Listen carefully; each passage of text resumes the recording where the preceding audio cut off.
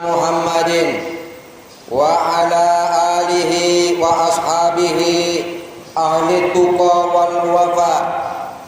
Asyhadu an la ilaha illallah ilahul awwalin wal akhirin wa asyhadu anna Muhammadar Rasulullah al-mab'utsu rahmatan lil alamin. Allahumma shalli ala sayyidina Muhammad wa ala alihi wa ashabihi ajma'in. Amma ba'du, faya ibadallah, usikum wa nafsi bitaqwallah, faqad fazal muttaqun. Wa qad qala Allah ta'ala fil Qur'anil Karim, a'udzu billahi minasy syaithanir rajim. Bismillahirrahmanirrahim. Ya ayyuhalladzina amanu taqullaha haqqa tuqatih wa la tamutunna illa wa antum muslimun. Shadaqallahul azim wa shadaqa rasuluhul karim wa nahnu ala dzalika minasyahidin wa syakirin walhamdulillahi rabbil alamin. Ma'asyiral muslimin, jamaah sidang Jumat yang dimuliakan oleh Allah Subhanahu wa taala. Bersyukur kita kehadirat Allah Subhanahu wa taala yang telah memberikan nikmat dan karunia-Nya kepada kita, khususnya nikmat iman, nikmat Islam, sehat walafiat, nikmat dijaga oleh Allah Subhanahu wa taala daripada wabah virus corona. Nikmat dijaga oleh Allah Subhanahu wa taala daripada musibah dan mara bahaya. Alhamdulillah. Salawat dan salam semoga tercurah kepada baginda Rasul Muhammad sallallahu alaihi wasallam. Assalamu alayka ya Rasulullah. Allahumma shalli ala sayyidina Muhammad wa ala ali sayyidina Muhammad. Ma'asyiral muslimin, jamaah sidang Jumat yang dimuliakan oleh Allah Subhanahu wa taala. Khatib berwasiat khususnya kepada diri khatib sendiri dan umumnya kepada para jamaah sekalian agar senantiasa kita bertakwa kepada Allah Subhanahu wa taala dengan sebenar-benarnya takwa. Dengan takwa insyaallah kita akan selamat di dunia dan di akhirat. Ma'asyiral muslimin, jamaah sidang Jumat yang dimuliakan oleh Allah Subhanahu wa taala.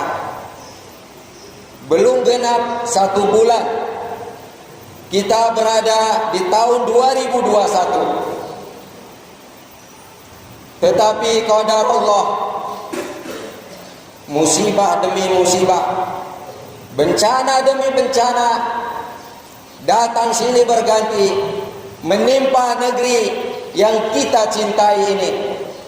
Sudahlah, dalam menghadapi situasi wabah virus corona ditambah dengan bencana demi bencana silih berganti.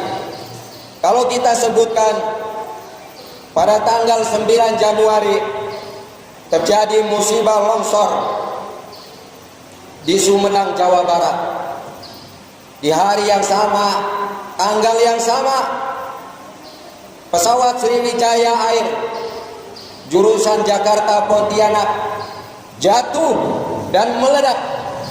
Tidak kurang dari 62 orang berada di dalamnya. Tanggal 10 Januari, banjir bandang di Kepulauan Riau. Besoknya tanggal 11 terjadi banjir besar di Kalimantan Barat sehingga ribuan rumah terendam, ribuan orang mengungsi. Di hari yang sama terjadi banjir di Sumatera Barat, provinsi tetangga kita. Pada tanggal 12 Januarinya banjir di Kalimantan Selatan. Tidak kurang dari 256.000 orang terdampak banjir karenanya. Berikutnya pada tanggal yang sama 12 Januari banjir di Jawa Timur. Pada tanggal 15-nya terjadi gempa 6,2 skala Richter mengguncang Majene di Sulawesi Barat. Ribuan rumah hancur parah dan ribuan orang mengungsi. Tanggal 16 Januari longsor dan banjir di Manado, Sulawesi Utara. Di hari yang sama tanggal 16 Januari Gunung Semeru di Jawa Timur meletus. Di tanggal yang sama Gunung Merapi di Jawa Tengah memuntahkan laharnya. Ma'asyiral muslimin, jamaah sidang Jumat yang dimuliakan oleh Allah Subhanahu wa taala. Kalau kita bertanya, ada apa ini sebenarnya? Mengapa bencana demi bencana Allah timpakan di negeri yang tercinta ini? Jangan-jangan ada penyebabnya, ada yang mengundang bencana. Para ulama sudah mengatakan, menasihatkan kepada kita, ada beberapa hal yang mengundang bencana. Di antaranya ialah kemaksiatan kepada Allah Subhanahu wa taala.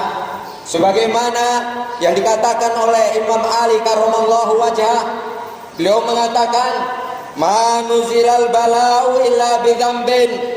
Tidaklah diturunkan bala bencana kecuali akibat dosa dan kemaksiatan manusia. Wa ma rubiyahu illa bitaubah, dan tidak diangkat bala bencana itu kecuali dengan taubat kepada Allah Subhanahu wa taala. Yang kedua yang mengundang bencana itu ialah perbuatan zalim. Anak durhaka kepada orang tua, istri melawan kepada suaminya, suami tidak bertanggung jawab kepada anak istrinya, orang yang berhutang tidak mau bayar, fitnah di mana-mana, perampokan, pembunuhan merajalela. Itu perbuatan zalim, dan ini mengundang bencana sebagaimana dikatakan oleh Allah Subhanahu wa taala di dalam Al-Qur'an, surat Al-Qasas ayat 59. A'udzu billahi minasyaitonir rajim. Bismillahirrahmanirrahim. Wa ma kunna muhlikil qura illa wa ahluha zalimun. Dan tidaklah kami menghancurkan sebuah negeri kecuali penduduknya telah berbuat zalim. Na'udzubillahi min dzalik. Yang ketiga yang mengundang bencana ialah para pembesar yang berbuat fasik dan berbuat zalim, dari atas sampai bawah dia berbuat zalim. Sebagaimana Allah berfirman di dalam Al-Quran surat Al-Isra ayat 16, A'udzu billahi minasyaitonir rajim. Wa idza aradna an nuhlika qaryatan, dan jika kami hendak menghancurkan satu negeri, amarna mutrafiha, dan kami perintahkan para pembesarnya, para pejabat di negeri itu untuk bertakwa kepada Allah, untuk takut kepada Allah Subhanahu wa taala. Fafasaku biha, tetapi sayang mereka berbuat fasik, berbuat zalim terhadap masyarakatnya, sampai-sampai dana bansos, bantuan sosial untuk masyarakat kecil susah, bantuan untuk Covid dikorupsi oleh mereka.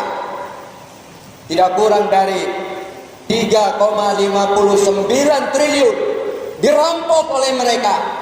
Masyarakat kecil semakin susah, masyarakat kecil semakin tertindas.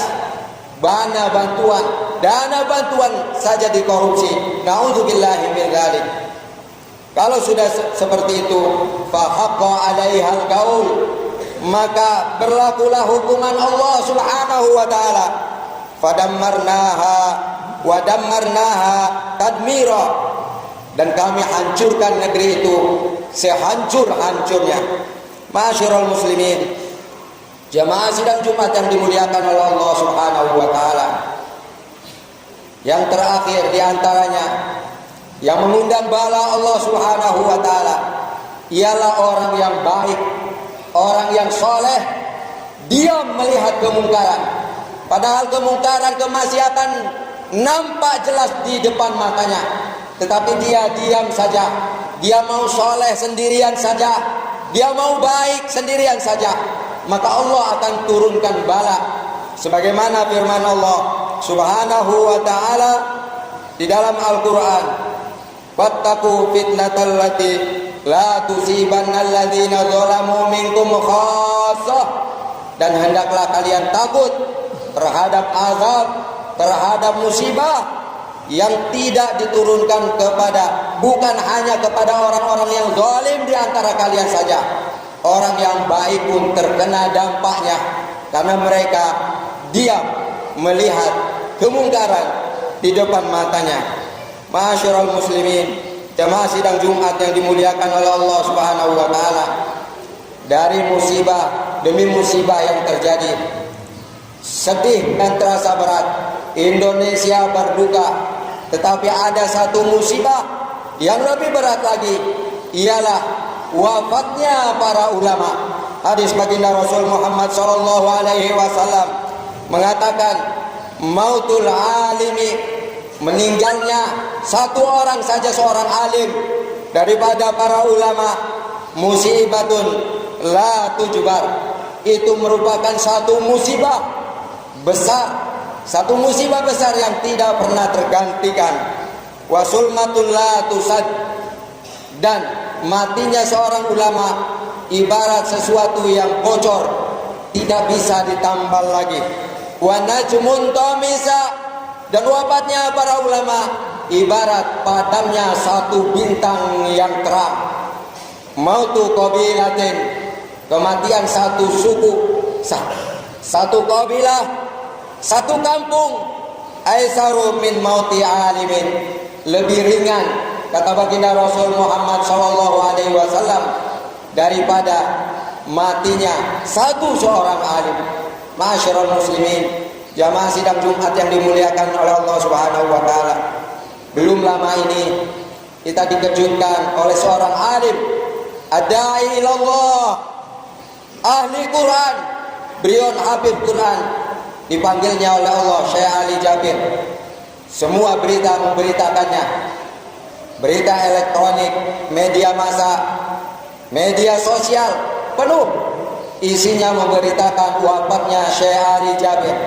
Tetapi kalau kita perhatikan betul-betul, belum genap 1 bulan di tahun 2021 ini, sudah banyak ulama yang besar, kiai-kiai dipanggil oleh Allah Subhanahu wa taala.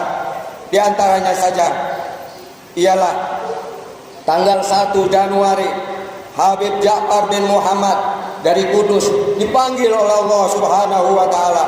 Di hari yang sama, tanggal yang sama, Kiai Haji Muhaimin Asnawi, pimpinan Pondok Pesantren Al Asnawi Magelang, dipanggil oleh Allah Subhanahu wa taala.